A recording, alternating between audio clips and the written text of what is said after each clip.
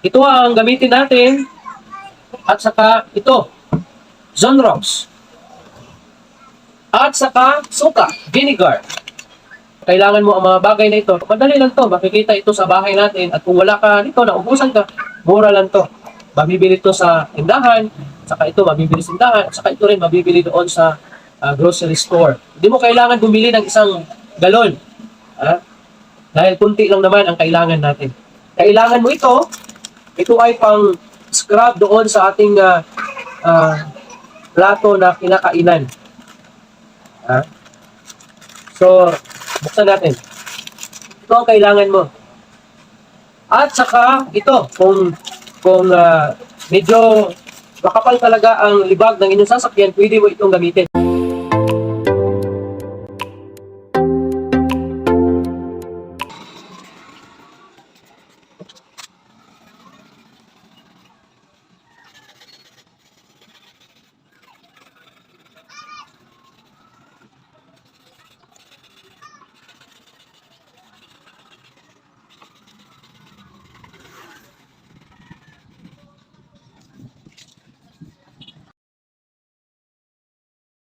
Hello everyone! Kumusta po kayo? Nasaan man kayo ngayon? O ano man ang inyong ginagawa ngayon sa buhay? Sana po ay nasa mabuti kayong kalagayan. Kayo ba ay may sasakyan, motor man o four wheels, na kung saan napapangitan na doon sa pintura dahil doon sa mga watermarks, dahil doon sa mga dilaw na kumakapit doon, dumidikit doon sa pintura, o dahil doon sa mga makakapal na ng mga libag na mahirap talaga tanggalin. Okay? Pero walang budget para pagpa-repaint. Dahil kung magpa-pintura tayo ng sasakyan ngayon, ay may kamahalan talaga. I think nasa 25k to 40k ang pagpapintura ng sasakyan. Kaibigan, hindi ka po nag-isa. May problema rin ako katulad mo doon sa aking sasakyan na naninilaw, na may mga makapal na libag dahil doon sa watermarks.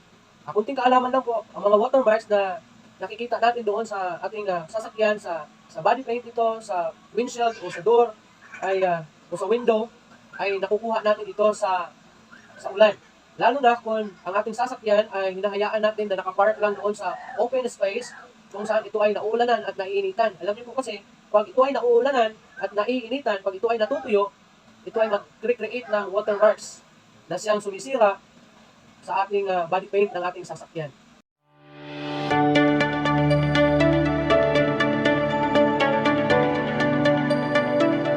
For today's video, gagawa po tayo ng tricks kung paano alisin, tanggalin ang mga dumi na sanhi ng watermarks doon sa body paint ng ating sasakyan. Disclaimer lang po, hindi po ako eksperto dito.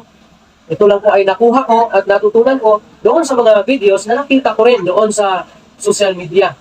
So, ano ba itong tricks na ito?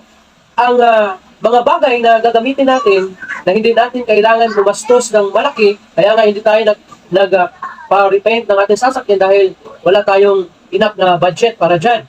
So, dahil wala tayong budget para repaint, ay pwede natin yan linisin, alisin sa mura na halaga na kung saan ang mga ito ay makikita lamang doon sa ating bahay. Ang iba dito ay makita doon sa kitchen, ang iba ay ginagamit natin sa paglilinis.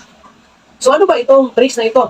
Kung ikaw ay merong vinegar, merong Zonrox, merong alcohol, hindi alcohol na iniinom ha, alcohol na panglinis. So, ipapakita ko sa inyo kung paano ito gawin at ano ang gagamitin natin. So una, kung meron kayong alcohol sa bahay ninyo, ay pwede na yan. Kahit anong klaseng alcohol, ito. Ha? Ito ang gamitin natin. At saka ito, Zonrox. At saka suka, vinegar. So, kailangan mo ito, kailangan mo ang mga bagay na ito. Pero madali lang to, makikita ito sa bahay natin. At kung wala ka dito, naubusan ka, mura lang to.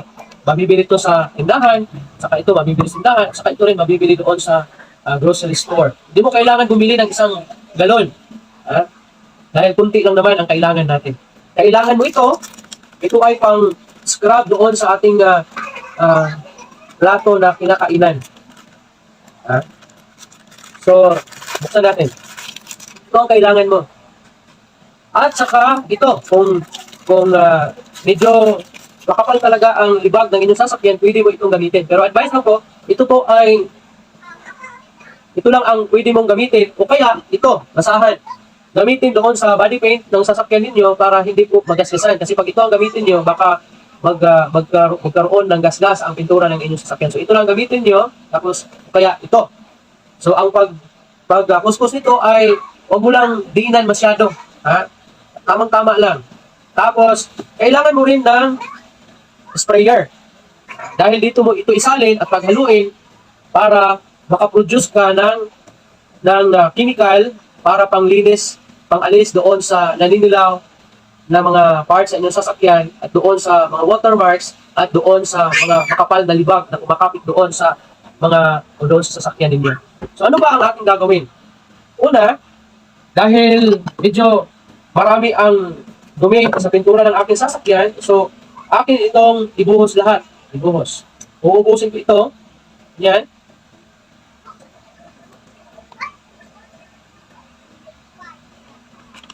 Ang iba na nakita ko ay kaunti lang.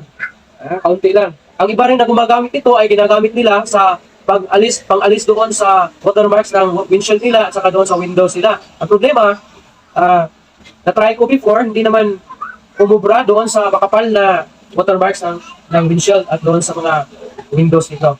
Kaya sinubukan ko ito sa body paint at umubra naman.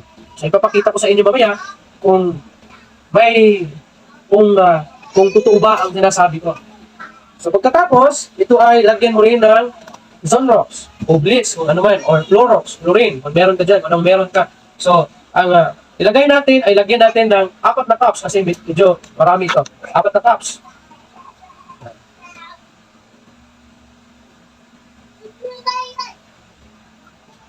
4 na cups.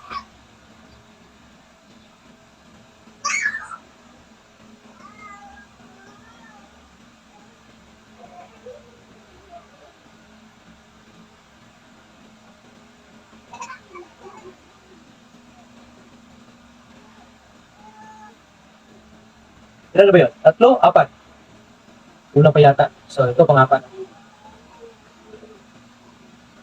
Gawin natin 5. Kasi marami yung ano natin.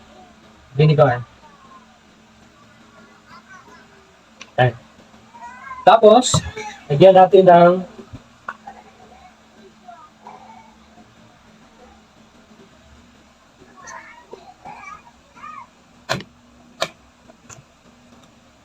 ng alcohol.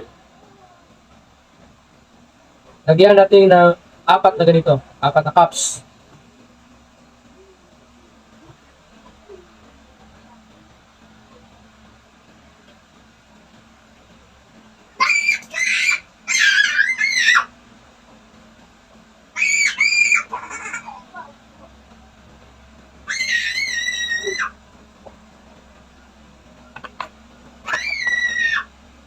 Tapos, takpan natin. Tapos, paghaluin. Ito sunod ba? Ito sunod. Ito. Yan. Paghaluin natin. Kung may problema kayo sa ilong, pag gumamit kayo nito, ay pwede kayong gumamit ng mask, face mask. Kasi masang-sang ko sa ilong. Medyo mabango. Tapos, paghaluin to bago gamitin. Ganyan. So, bakit po ito ang ginagamit natin?